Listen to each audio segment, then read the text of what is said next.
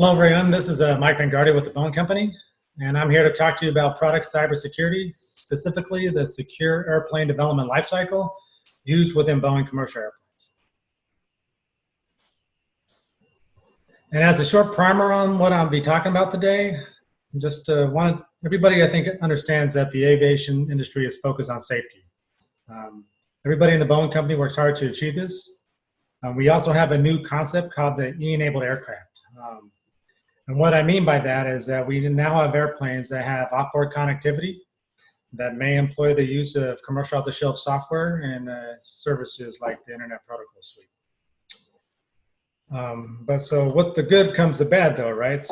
Because of this, we now need to contend for cybersecurity threats. And so the way airplanes are developed now need to take this into consideration. And so malicious intent via cyber methods is an air concern that needs to be accounted for during design, development, test, and analysis. So developing a product that is both safe and secure is of the utmost importance to the company. We also need to protect, our airline customers, protect our brand and the aviation system as a whole. In order to do this, we need to secure the airplane, but we also need to secure those data links, that connectivity, and build a company culture that puts security right up there with where safety is today. Only then can we truly have an airplane that's secured throughout its entire life cycle.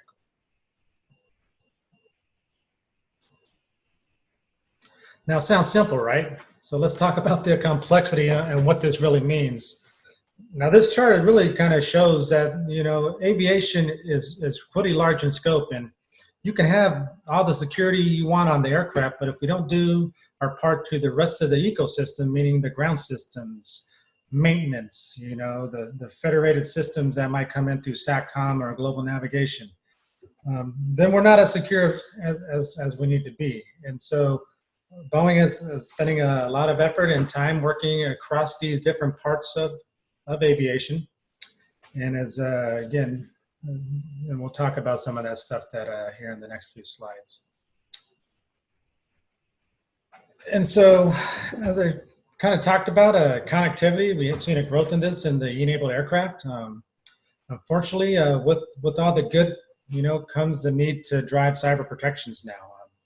And so this is it's a new norm within aviation. Like there was a time when cybersecurity wasn't a big deal, but those days are long gone. And so this is going to require protections that are both on the airborne assets, the avionics, the airplane systems, and those type of devices, as well as processes and controls on the ground-based systems. To achieve this, because airplanes are a global commodity that fly all over the world, information sharing is one of those key enablers. We partnered with the Aviation Information Sharing and Analysis Center to get some good threat intelligence and basically just to build trust and relationships. So in the case of a cyber event, that can affect multiple stakeholders in this industry, we have those relationships to be able to, share that data. And we're actually getting to the point where with the connectivity, we're now going to need a way to manage all these connectivity solutions and basically the networks, just like we do on traditional ground systems. So that's definitely going to be the norm. And then I got a couple of these line charts to just show the relationship right now between safety and security. So on the left, we have safety events. And what you'll see is that over time, those safety events become less common and actually, based on good learning from mistakes, learning from history, they tend not to show up or repeat themselves. Conversely, though, on security, though, we know that the attack surface grows over time. And so in the case of an aircraft, which typically has a life cycle of, close to 30 plus years, if you were to never update, the systems on the airplane, what kind of security issues might have popped up in between the initial certification and then that time frame? So we know that that's an issue to solve, and we are working towards that. And I'll kind of talk a little later about what we've done to help mitigate that. Now, Boeing Commercial Airplanes has been involved with network security since '94. That was when we first released the white paper for the 777 that really looked at what would happen if you used tamper maliciously or intentionally tamper with software. So we had some lessons learned from that. It kind of opened the eyes to some of our designers. Then came the 787 with the first E-enabled platform. And we've actually continued to, add those type of systems to the rest of our fleets. So the 37s and 777s and 47-8s. And essentially, the FAA at the time has realized that, existing regulations did not adequately account for intentional misuse. And so we have something called special conditions. Those are the requirements levied on us by our regulator. They kind of fit into two different buckets: protect the aircraft from internal or passenger access, those that want to do harm; protect the aircraft from those trying to attack it external to the aircraft. And so right now we're actually, we're in the 2020 timeframe. We have some new guidance coming out that is a little more inclusive and talking about securing the whole ecosystem. I'll talk about those standards here in a bit. And so let's talk about what it means to have a secure aircraft architecture. And so one of the things that airplanes are built around is something called domain model. And they're specific as defined in A-Ring 664 Part 5. I have a diagram on the next slide. It'll give a little more explanation, but essentially there's 3 different trust levels on the aircraft. You have your front of aircraft, the aircraft control domain. Those are systems that really have a command and control impact to the aircraft. You have those that sit in the airline information systems domain or services domain. Those are systems that are used to support maintenance or aircraft efficiencies and whatnot. And then we got the PIES domain, or your passenger and information entertainment systems domain. Now, each of these domains has different trust levels, and they also have different designs and protections, to mitigate any intentional cyber intrusions. These protections, along with some administrative physical access and operational controls, are what holistically together provide security for an aircraft. Now, as I was briefly just talked about on the previous slide, the A-Ring 664 Part 5 model is something that's in a published specification. This view right here, I kind of broken it into different views: a security view, responsibility, airline ops, roles, and functions. This is similar to a software architecture design pattern, say a 4+1, where you have different concurrent views to account for different aspects of those domains. And so in the security view, we have what is done in the closed part of the network, the aircraft. That's done by the airframer. We have those responsibilities that are done on the private side, which are those for the airline to control. And then we have things, the passengers, as myself, I'm a passenger. I have the freedom to bring my own devices, whether it's a cell phone or a tablet. If I'm on the ground, I can use AT&T or Verizon, to connect to the internet or other stuff like that. And so there's different trust domains. They have different roles, and they each come with their own different threats. To give a little more granular view on the connectivity and how they relate to the aircraft domains. This is a pretty busy chart, but it just kind of shows you there's a lot happening right here. So on the far left in the red, that's our aircraft control domain. Those are systems that are, again, needed for safety of flight, typically, and command and control of the aircraft. Some of the data links that are used on there are your L-band SATCOM for safety services. That would encompass things like ATN OSI, ACARS. It will make use of mediums like VHF if you're over terrestrial networks, SATCOM if you're oceanic. We then have the middle of the airplane, which is the AISD. There's a lot of different ground network interfaces for that, mostly broadband, anywhere from cellular to Wi-Fi. Also can use SATCOM in that regard.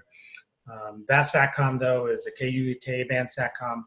And again, that domain is mostly for airline operational use to support flight crew, maintenance crews, and cabin crews. And then at the backside of the aircraft, we have, again, the entertainment domain. And this is what, as a flying passenger, if you've ever wanted to get internet access while you were flying, you're going to connect to your IFEC, your in-flight entertainment connectivity server. That's going to, again, normally be a third party like Iridium or Inmarsat. That's going to provide that for you.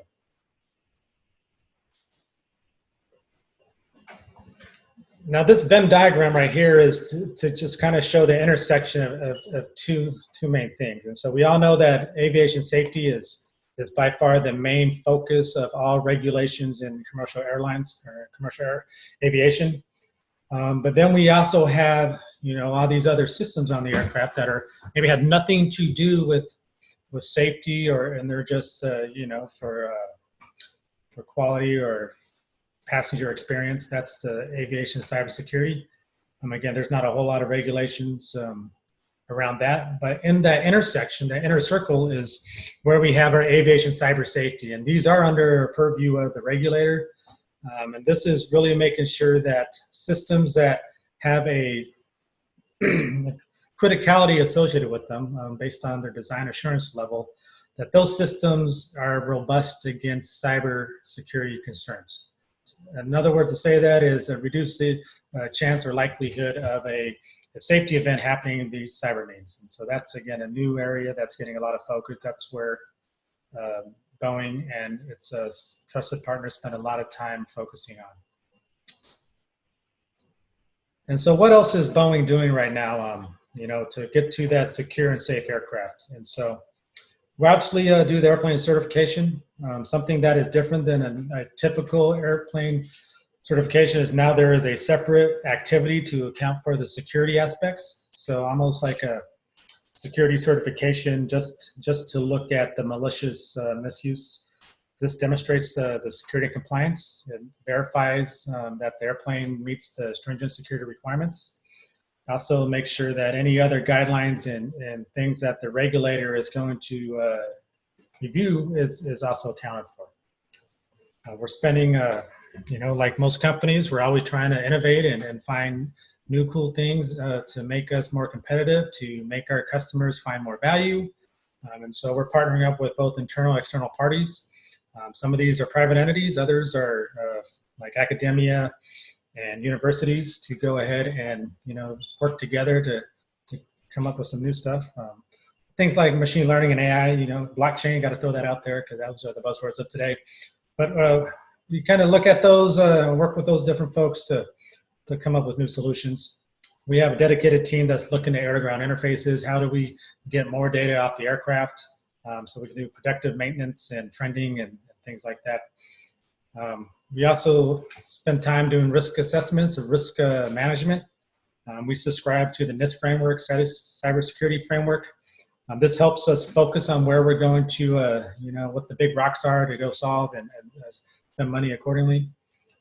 Something else that's kind of aligned to risk management is the use of tabletop exercises, red teaming, wargaming, different words to say the same thing as we're going to look at, with different stakeholders to see, are our assumptions good? Where should we be focusing? Are there any gaps in those assumptions and whatnot? And a new thing that our team within Boeing and product security has just stood up is a team dedicated to doing product security incident response. So as we get more vesting partners and working with the security researcher community, we need folks that are dedicated to handling any issues so that we can mitigate and fix those accordingly. And also to account for the sustainment. Now, most folks realize that the operational phase of any system is the longest period and the most costly. And so because aircraft, are a 30+ year flying machine, we have to do the security sustainment activities to make sure that those aircraft remain cyber resilient, cyber secure over that life cycle. To help us, investigate that, we do a lot of testing. And so we have a dedicated secure aircraft cyber test lab. This lab has a smattering of different systems that we can go use to test, but it also has reach back capability into other parts of the company and different other labs, whether there's different configuration or other systems. This allows us to do penetration testing both in-house as well as with trusted third parties that we've brought on board or collaborated with to go look at stuff. And then lastly, we have these public and private partnerships that we are doing.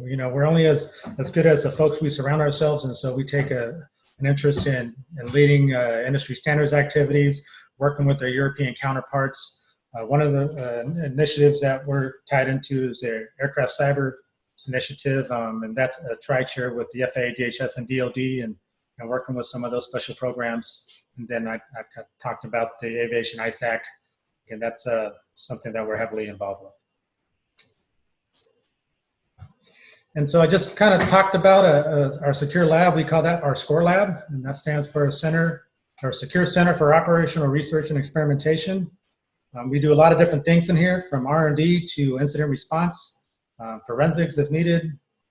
Again, this is just one of the capabilities that, as the airframer, having access to the embedded avionics, the different avionics buses, and having all of those broke out into a way we can have access to them really helps with demonstrating, the security of the airplane.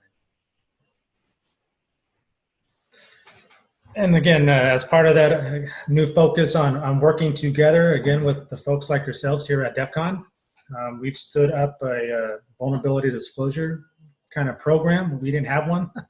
And so, that's something we just stood up. You can see it there on the URL right there. That helps us in, folks that do responsible disclosure.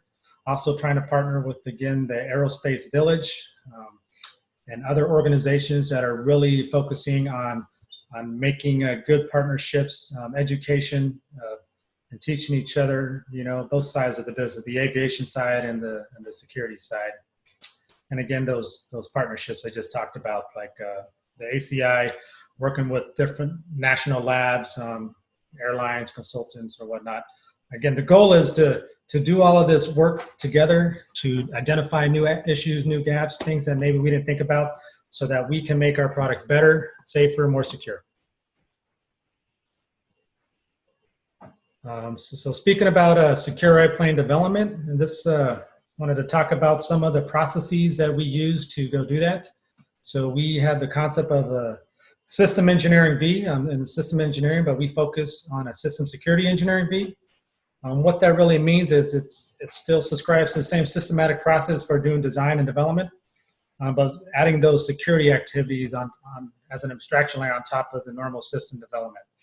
And so what that means is, we'll do system security analysis. We'll make sure we'll do requirements verification, make sure that those systems have all the right requirements to reduce the risks based on those type of activities.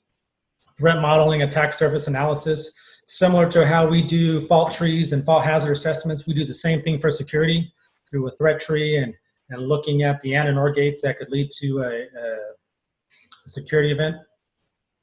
Those all aggregate up to what we do then at the airplane level. So we do this for each system on the aircraft, but then what does that look like?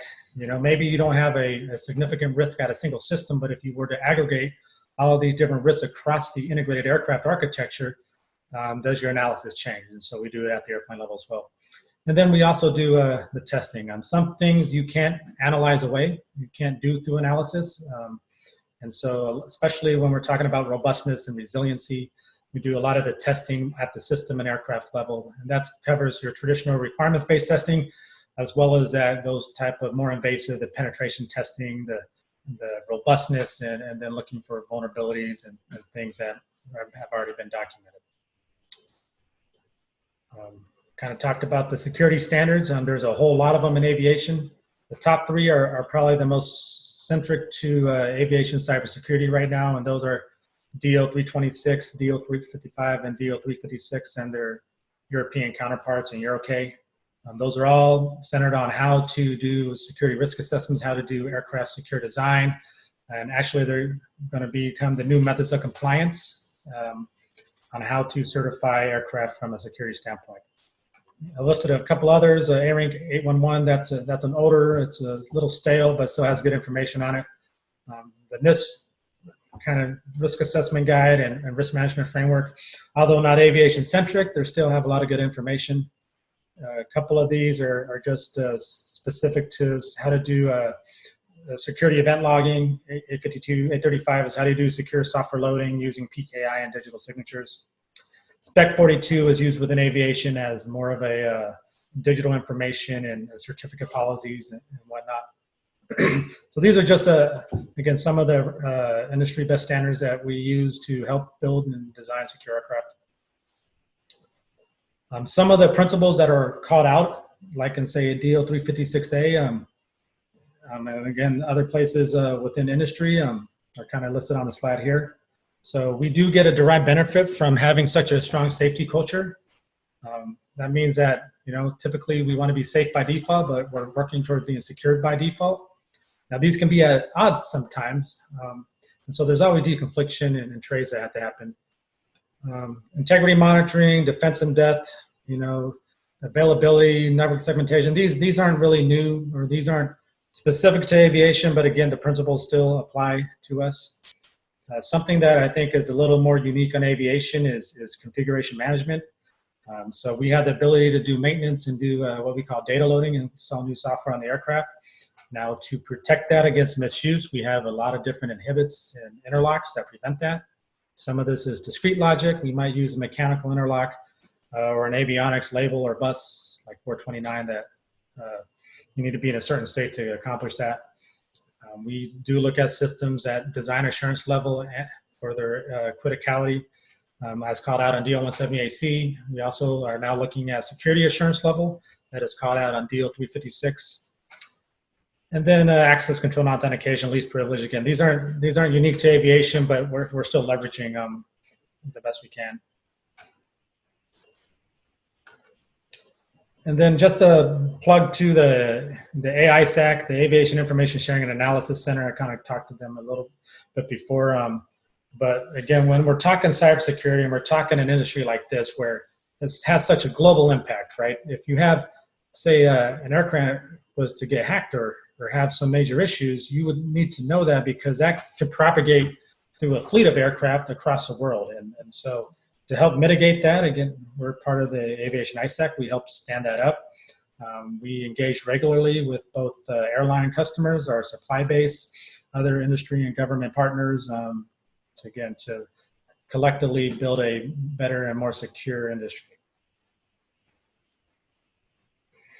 And so just a couple more slides here. So managing ongoing risk, I talked about us Boeing doing tabletops. We tend to do this through multiple iterations, whether it's an existing system that's been out there for a while or a new system that we want to bring online. But essentially, we want to bring the right people and stakeholders together, get different views and what that really means, understand what our threats are, what do we need to do in the future to build more resilient aircraft. And so that's really pushing us towards, again, getting folks aware of why cybersecurity on aircraft matter and building that new cybersecurity culture. So in summary, just wanted folks to understand within communities like this is that we don't just stick stuff on an aircraft. We actually spend a lot of time looking at cybersecurity and it's looked at across the ecosystem. We're leveraging, the industry best standards and practices. We embed security throughout the throughout the entire product development lifecycle. One of the ways that we help to be more secure is, collaboration with our stakeholders, because that's really the way that we can reduce risk collectively.